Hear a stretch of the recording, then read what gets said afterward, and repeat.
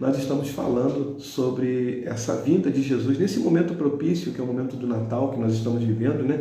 O nosso coração fica mais aberto a essas situações, né? Todas que nos envolvem, e aí o perdão é manifesto, é liberado, o perdão é recebido, de forma que tudo aquilo que Deus preparou ou planejou com a vinda de Jesus a essa terra, elas vêm se manifestando através da nossa vida, através da minha vida, através da sua vida, na nossa caminhada. E a gente tem falado, nós inicialmente falamos sobre o anúncio profético de Jesus, utilizando aquele versículo muito conhecido, que eu fiz até uma postagem,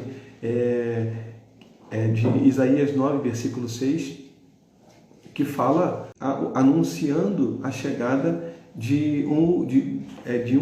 do Messias.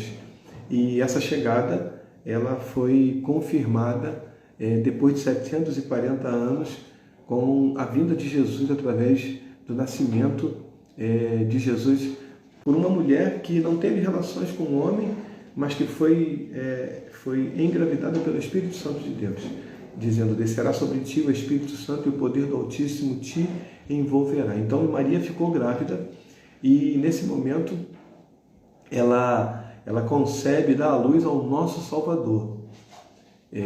Depois nós falamos do anúncio de Jesus no Evangelho, e na semana passada nós falamos do nascimento, e hoje nós vamos falar sobre o início do ministério.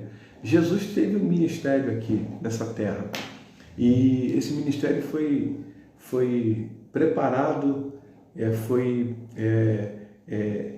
direcionado por Deus com um propósito, né? Então a gente vai falar sobre isso aqui e o que isso tem a ver conosco. No finalzinho a gente faz uma aplicação, né, para a nossa vida, e nós vamos fechar com essa aplicação. Amém? O tema de hoje é o início do ministério de Jesus. Amém? O texto que nós vamos utilizar é o livro de Mateus, capítulo 4.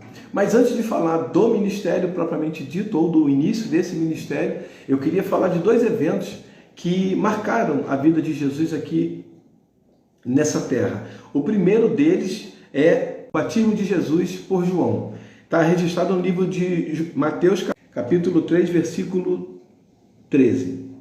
Diz assim, então veio Jesus da Galileia e ter com Jesus junto do Jordão para ser batizado. Aqui eu já entendo que Jesus, antes de iniciar o seu ministério, ele vem cumprir, né, todo o propósito de Deus aqui nessa terra como homem.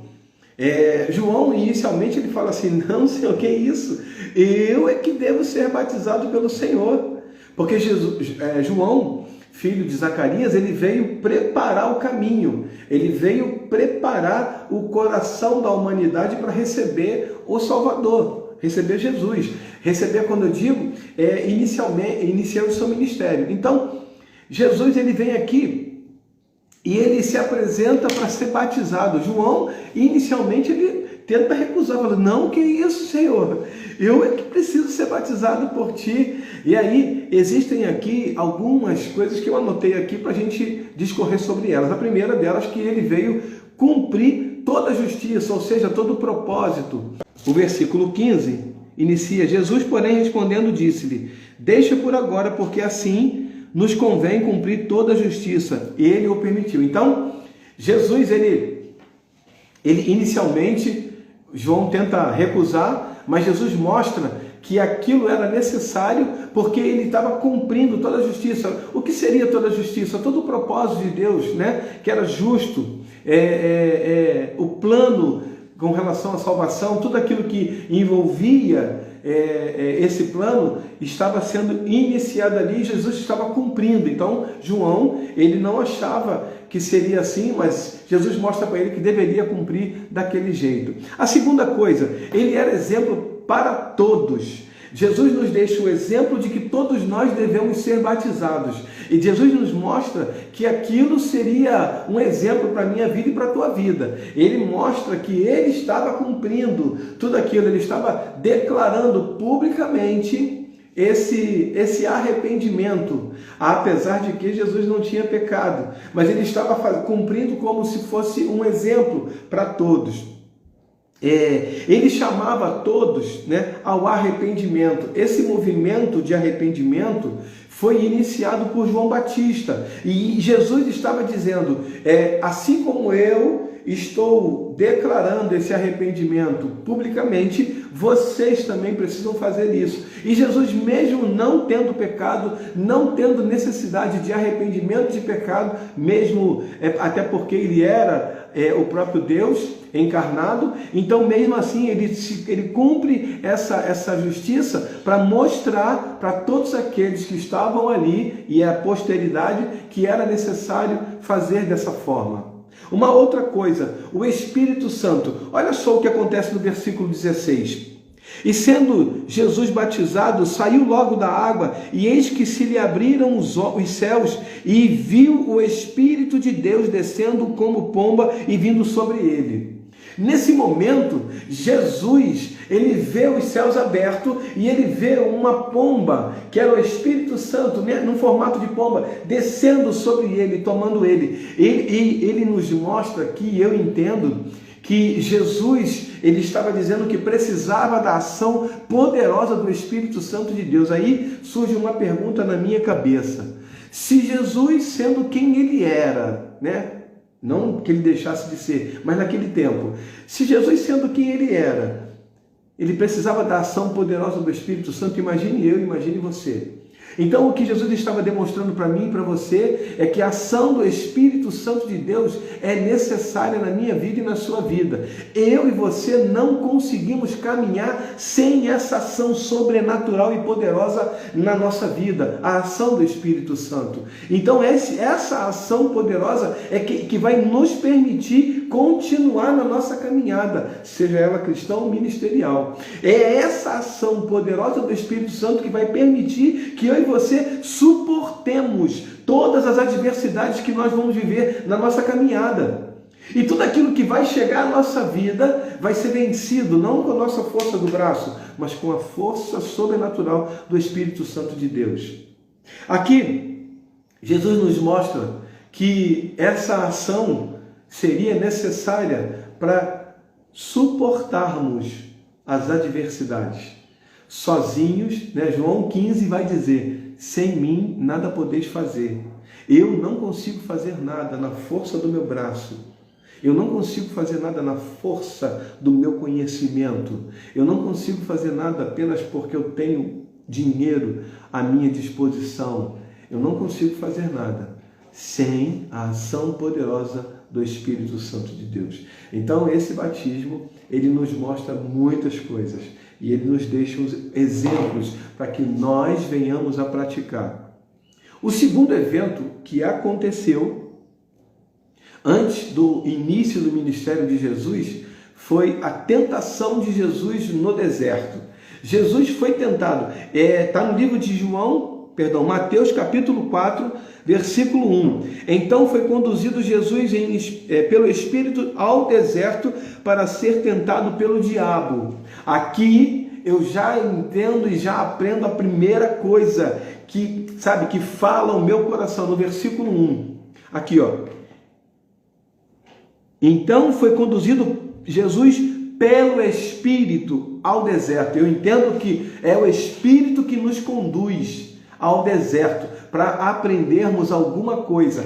O Espírito Santo é que nos leva ao deserto para nos mostrar que Deus é poderoso, que Deus é conosco em todas as situações. Aqui Jesus foi levado ao deserto, não para ser destruído, não para passar vergonha, não para passar vexame, não. Ele foi levado ao deserto para nos mostrar que como homem ele conseguiu e nós também vamos conseguir. Lembre-se que Jesus era 100% homem e 100% Deus. Aqui no deserto ele não deixou de ser Deus, mas também não deixou de ser homem. E aqui é uma ação, é uma demonstração da resistência humana. Jesus conseguiu, eu e você também vamos conseguir. E ele demonstra aqui por que ele conseguiu. Ele mostra aqui. A segunda coisa que aconteceu, ele teve fome. No versículo 2 diz assim, ó, e tendo jejuado 40 dias e 40 noites, depois teve fome. Olha, teve fome. No momento em que nós estamos debilitados, no momento em que nós estamos assim desarmados, totalmente frágeis, totalmente carentes, é nesse momento que o diabo vai tentar nos destruir. Então, eu preciso entender, Jesus aqui passou por isso, que o diabo não vai chegar quando nós estivermos assim, ó, né, fortes no Senhor. Não, ele vai chegar quando nós estivermos debilitados. Então, o que eu preciso entender? Eu preciso entender que existem altos e baixos na minha vida, né? Na minha caminhada cristã ou ministerial, existem altos e baixos. Quando eu estiver alto, quando eu digo alto, estiver Deus agindo, Deus fazendo. Quando eu estiver no baixo, Deus continua agindo, Deus continua fazendo, só que eu não estou enxergando, não estou conseguindo ver, e a tendência é nós ficarmos debilitados. Nesse momento, nós precisamos estar vigilantes, entendendo que, mesmo em silêncio, Deus está no controle de tudo, e que as coisas elas vão serem apresentadas para nós, mas em nenhuma delas elas vão ser capazes de nos destruir, a não ser que nós permitamos isso. O deserto, ele não foi feito para ficarmos. Hoje já tem grandes construções do deserto e vamos dizer assim, essa teoria de que não é lugar para morar, ela já não cabe mais se nós considerarmos essa realidade de alguns desertos lá. Mas quando nós falamos de deserto, é um lugar onde não existe nada, absolutamente nada. Dificuldade de água, dificuldade de conhecer o lugar, os caminhos, dificuldade de se passar, de se atravessar. Mas quando nós pensamos nisso, nós entendemos aquele deserto, aquela escassez, aquela falta, não é para nós ficarmos ali, é para nós passarmos. Essa é a primeira coisa. Aí, mesmo debilitado, Jesus ele se mantém firme, e aqui acontece uma tentativa do diabo, uma estratégia assim, muito sagaz, que é uma tentativa de desqualificar ou de buscar provas de quem Jesus é, ou naquele tempo de quem ele era. Todas as perguntas do diabo naquele momento tinham um objetivo: tentar fazer com que Jesus provasse quem ele é. E isso não é necessário. Quando eu e você precisamos provar quem nós somos, normalmente, na maioria dos casos, nós deixamos de ser quem somos, aí nós passamos a ser quem eles querem que nós sejamos. Então, quando nós temos que provar quem somos, deixamos de ser quem realmente Deus quer que nós sejamos, para sermos aquilo que as pessoas querem que nós sejamos. Então o diabo ele cria essa estratégia, buscando pegar Jesus nessa tentativa. Prova que você é Deus, prova que você é filho de Deus. Jesus, ele em todo momento, ele se esquiva respondendo da mesma fonte, em palavras diferentes, em momentos diferentes. Ele diz assim, deixa eu ler só o versículo 3 para você entender. E chegando-se a ele o tentador, disse: se tu és o filho de Deus, manda que estas pedras se tornem em pães. Se, ou seja, condicional, colocou uma dúvida na cabeça de Jesus, ou melhor, tentou. Não é mesmo? Se você me prova. Jesus falou assim: eu não preciso provar você. Aí ele começa agora a dar respostas de acordo com aquilo que Jesus, que ele cria. Ele diz assim, eu vou ler só o versículo 10, que é o final de todas essas respostas, Ele diz assim, então disse-lhe Jesus: vai-te, Satanás, porque está escrito, ele não precisa provar, já está escrito: ao Senhor teu Deus adorarás e só a Ele servirás. Quando eu entendo que a palavra de Deus é definitiva, que eu não preciso provar nada para ninguém, se você é mesmo quem você diz ser, prova para mim, eu não preciso provar, porque a palavra de Deus diz, ela diz quem eu sou. A palavra de Deus diz quem você é, você não precisa provar nada para ninguém. Então essa dúvida ela não pode entrar na sua mente, essa dúvida não pode entrar na sua cabeça, no seu coração, porque quando nós colocamos a dúvida, quando nós deixamos essa dúvida entrar, essa dúvida ela desmonta, desqualifica, desconstrói tudo aquilo que eu e você somos diante de Deus, ditas pelo próprio Deus. Então, a palavra de Deus, ela é a nossa resposta. A palavra de Deus é suficiente para dizer quem somos. Eu não preciso provar nada para ninguém. Você não precisa provar nada para ninguém. Você não precisa provar quem você é. Você simplesmente precisa dizer. A Bíblia diz, João capítulo 1, versículo 12, que todos quantos o receberam, deu-lhes o poder de serem feitos filhos de Deus. Eu sou filho de Deus. Você é filho e filha de Deus, porque você recebeu a Jesus como Senhor e Salvador da sua vida. E isso tem que ser suficiente para que eu e você sigamos entendendo. Eu sou filho, eu sou filho, você é filho, você é filha de Deus. Então, quando nós entendemos isso, nós não precisamos provar nada para ninguém. Se você é filho de Deus mesmo, prova, você não precisa fazer isso. A palavra de Deus diz que eu sou, você é, ponto final. Uma outra coisa que acontece, aqui no versículo 2 acontecem na verdade duas coisas, dois eventos. O primeiro evento diz assim, então o diabo o deixou e eis que chegaram os anjos e o serviram. Aqui acontecem duas coisas. A primeira delas eu deixei registrado aqui, está no livro de Tiago, capítulo 4, versículo 7 e 8, diz assim, sujeitai-vos, pois, a Deus, resisti ao diabo e ele fugirá de vós. Chegai-vos a Deus e ele se chegará a vós.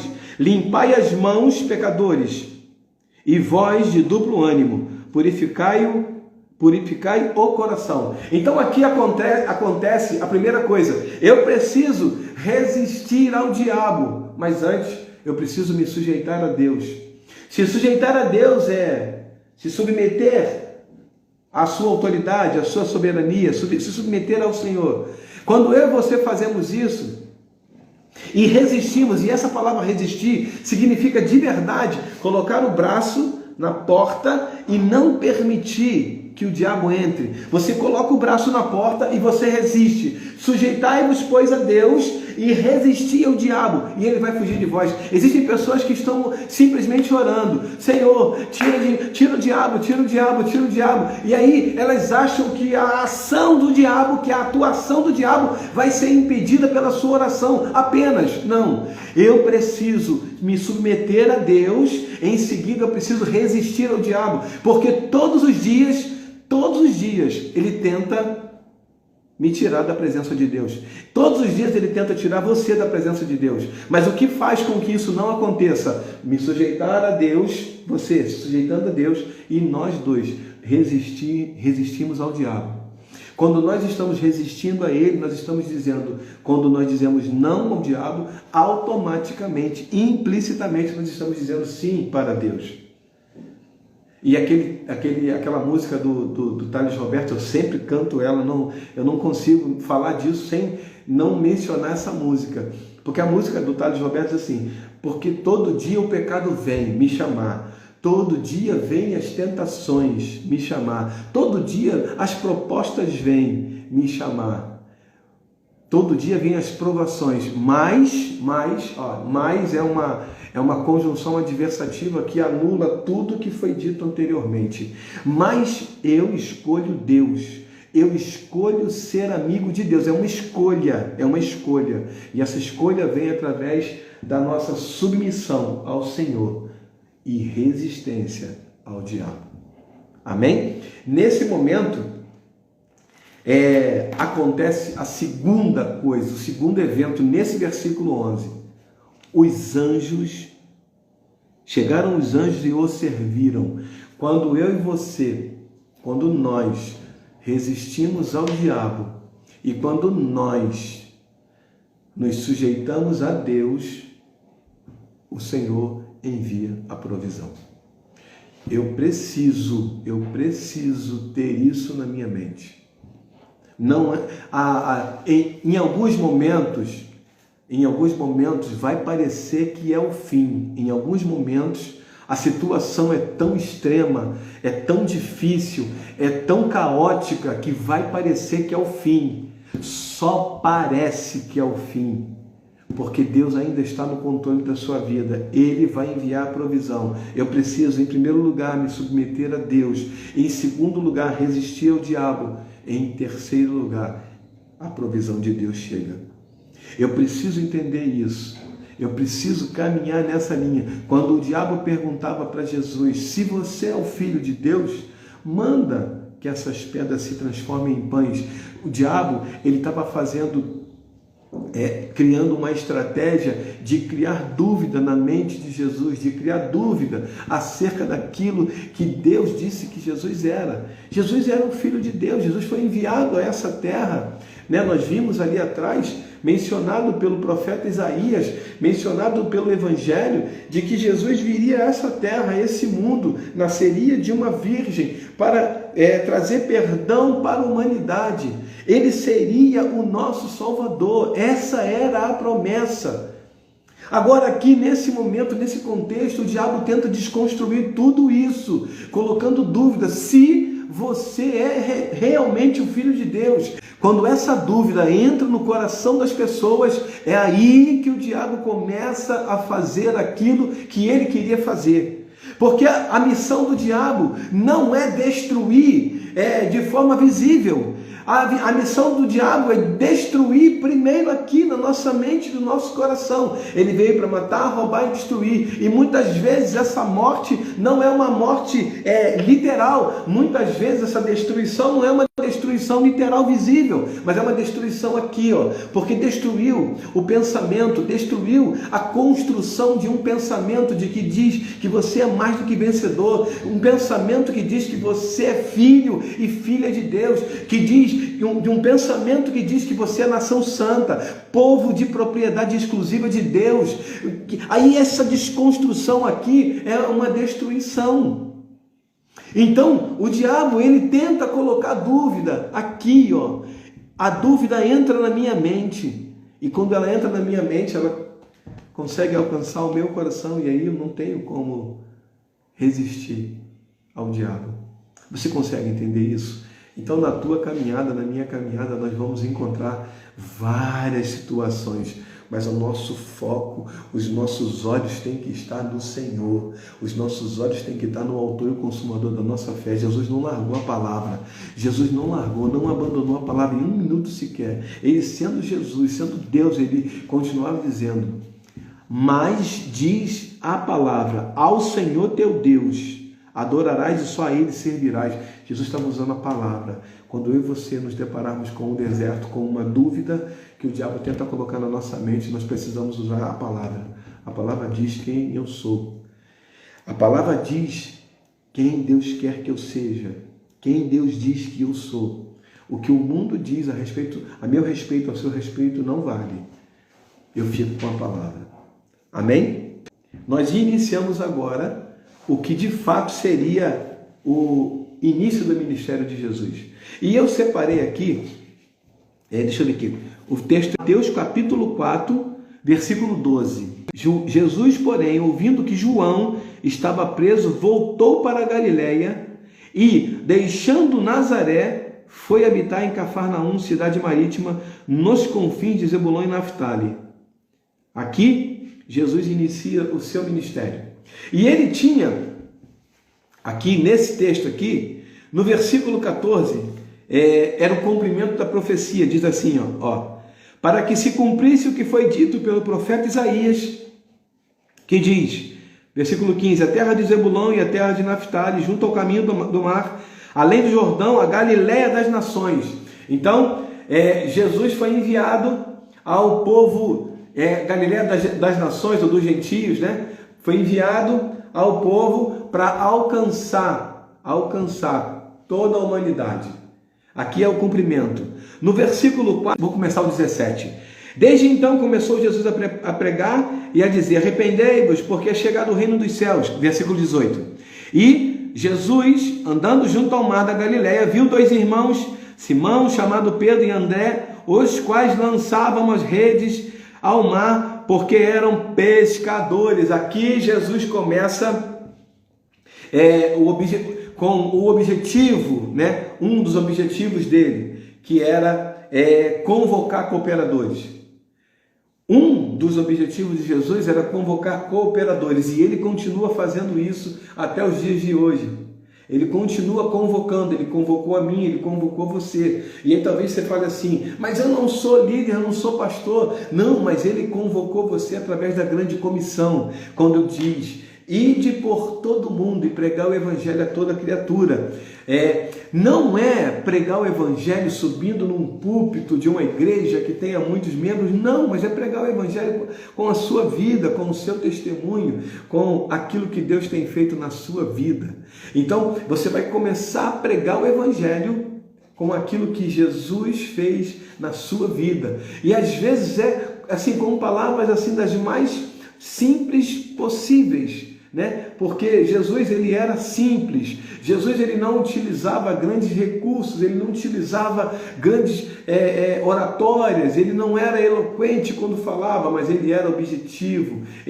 As pessoas entendiam. Por quê? Porque ele usava o contexto da figueira, da semente, do joio, do trigo, tudo coisas que eram contextuais daquelas pessoas. Jesus mostrava para aquelas pessoas, quando ele falava do joio e do trigo, o joio vai crescer junto com o trigo. Aí as pessoas, mestre, não quer que eu arranque o joio? Ele falava, não, porque o joio, quando está crescendo, ele é muito parecido com o trigo. Mas vai chegar uma hora que o joio, ele vai ficar diferente, vai ficar só ele aparecendo. Sabe por quê? Porque o joio não se dobra, não se curva. O joio cresce reto, o trigo não, o trigo ele dobra. Então vai chegar uma hora que você vai olhar e você vai ver, ali é joio, ali é trigo. Não precisa se preocupar, não precisa correr e tentar arrancar o joio, porque pode ser que você arranque o trigo também.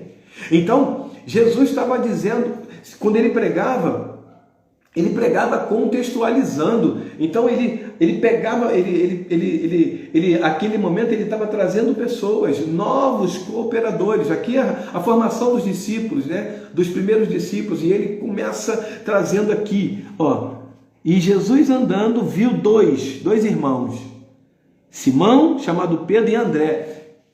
Ele pega Pedro e pega André, e eles agora vão ser pescadores de homens. Olha, note que missão extraordinária. Antes eles pescavam peixes, né? E era lícito, porque era para alimentação, era para subsistência, mas a partir de agora eles serão pescadores de homens. Então Jesus estava trazendo para si, para perto dele, cooperadores. E é o que ele faz até hoje. Ele busca cooperadores. Ele alcançou você, ele alcançou a mim como cooperador. E eu e você somos esses homens que estavam, homens e mulheres, que estavam fazendo alguma coisa e Jesus foi lá e chamou e trouxe como cooperador para cumprir o que está escrito no versículo 17. Que é ensinar e pregar e curar. Está aqui, Então, desde então, começou Jesus a pregar e a dizer, arrependei-vos porque é chegado o reino dos céus. Jesus estava aqui trazendo cooperadores para cumprir esse propósito. Pregar o evangelho. Anunciar o evangelho do reino. Anunciar o arrependimento. O terceiro e último objetivo está no versículo 23 e 24. Está aqui, E percorria Jesus toda a Galiléia, ensinando nas sinagogas, pregando o evangelho do reino e curando todas as enfermidades e moléstias entre o povo. E a sua fama correu por toda a Síria, e traziam-lhe todos os que padeciam, acometidos de várias enfermidades e tormentos, os endemoniados, os lunáticos, os paralíticos, e ele os curava. Nesse momento, Jesus estava cumprindo os três principais objetivos: ensinar, pregar, curar os enfermos. Seja da alma, através de uma libertação, né? Seja do físico, através de uma doença, como, por exemplo, a lepra, né? A cegueira, a deficiência física. Ele estava cumprindo, fazendo com que esses três objetivos fossem alcançados: ensinar, pregar e curar. Então Jesus, ele tinha esses objetivos. Jesus, ele foi chamado por Deus, né? Ele foi enviado por Deus para me alcançar e alcançar você. E ele chamou cooperadores, porque Jesus sabia o que aconteceria lá na frente. Jesus sabia que ele seria morto, capturado, morto na cruz, e ao terceiro dia ressuscitaria. Então ele precisaria deixar pessoas aqui comprometidas com esse propósito, o propósito da salvação, o propósito de alcançar vidas, de tirar pessoas que estavam envolvidas nas trevas para a sua maravilhosa luz. Transportar pessoas das trevas para a sua maravilhosa luz. E você, o que tem feito? Eu hoje acordei com essa pergunta na minha cabeça. Eu, assim, do nada eu acordei e falei, você, o que tem feito? Eu falei, que isso? Foi uma coisa assim, e você, o que tem feito? Eu não estou acusando você, eu estou falando para mim. Começa comigo, eu estou olhando para mim. Quando eu faço essa pergunta, eu olho para dentro de mim. Tá? Eu queria que você fizesse essa pergunta para você, mas eu faço para mim. Eu acordei com essa pergunta hoje, essa madrugada. Na madrugada eu falei para minha esposa, eu falei, e você, o que tem feito? E eu? E aí já veio um texto para desenvolver sobre um tema de um livro, e eu comecei já levantei e digitei lá alguma coisa para poder eu, quando voltar, desenvolver, porque é nesse caminho. Você, o que tem feito? Jesus, ele te resgatou de algum lugar, de alguma situação. E lá atrás, talvez, não sei se é o teu caso, né? Lá atrás, talvez não tivesse jeito, né? Não tivesse solução, não tivesse saída. Mas Jesus, ele mudou a tua história e mudou a minha história. E nós, o que nós temos feito? E é essa aplicação que eu queria fazer com você. Na minha caminhada, seja ela cristã ou ministerial, o que eu tenho feito? Jesus, ele cumpriu o seu ministério. Ele iniciou o seu ministério. Isso aqui nós estamos falando do início do ministério. Esse aqui não é o ministério de Jesus. Jesus aqui inicia o ministério. E eu falei, é o início do ministério. Porque nós falamos do nascimento e em seguida um assunto que caberia era o início do ministério. Mas nós sabemos que ele cumpriu o seu ministério, né? Nós sabemos disso. Hoje nós sabemos. Nós não falamos nele, mas nós sabemos que ele cumpriu o seu ministério. E nós, e eu, e você, temos cumprido o nosso ministério? Nós temos feito aquilo que Deus quer que nós façamos? Essa pergunta, ela deve ser respondida assim de maneira muito pessoal. Ela não é para ser respondida para outra pessoa. Eu não estou perguntando em tom de acusação. Eu não estou perguntando achando que você não está fazendo nada. Eu não estou perguntando achando que você... Não. Eu estou perguntando apenas. É uma pergunta para mim, uma pergunta para você. O que eu tenho feito? O que você tem feito? Será que o que eu tenho feito tem sido suficiente para cumprir o que Deus colocou nas minhas mãos? Será que o que você tem feito tem sido suficiente para você cumprir tudo aquilo que Deus colocou nas suas mãos? Seja ela pequena ou grande, tá? Porque na nossa caminhada, Deus coloca coisas nas nossas mãos para nós cumprirmos. Muitas vezes a nossa família, e nós estamos renegando ou até mesmo relutando para cumprir. Muitas vezes é próximo de nós, um parente, muitas vezes é dentro da nossa igreja. Mas o que nós temos feito diante de tudo aquilo que já recebemos? O salmista, no Salmo 116, versículo 12, ele faz uma pergunta: que darei eu ao Senhor? Essa pergunta é uma pergunta anulando qualquer possibilidade, qualquer resposta, né? Porque ele está dizendo assim: o que eu posso dar? O que eu posso fazer diante de tudo aquilo que eu tenho recebido? É como se ele dissesse assim: nada do que eu faça vai ser suficiente para alcançar os benefícios ou para pagar os benefícios que eu tenho recebido. É como se ele dissesse isso. Então ele pergunta, que darei eu ao Senhor por todos os benefícios que tem me feito? Ele não considera nenhuma resposta suficiente para alcançar o que ele tem recebido. Então, será que o que eu estou fazendo é suficiente para cumprir aquilo que Deus colocou nas minhas mãos?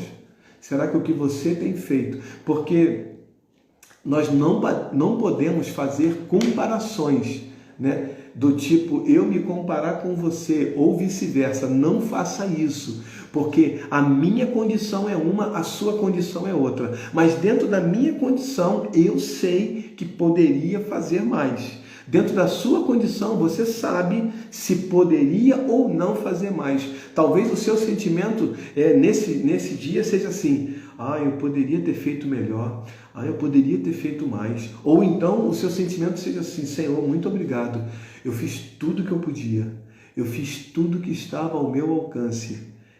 Quando o seu pensamento é esse, muito bom, bacana demais. Mas quando o seu pensamento, a sua resposta é, eu podia ter feito mais.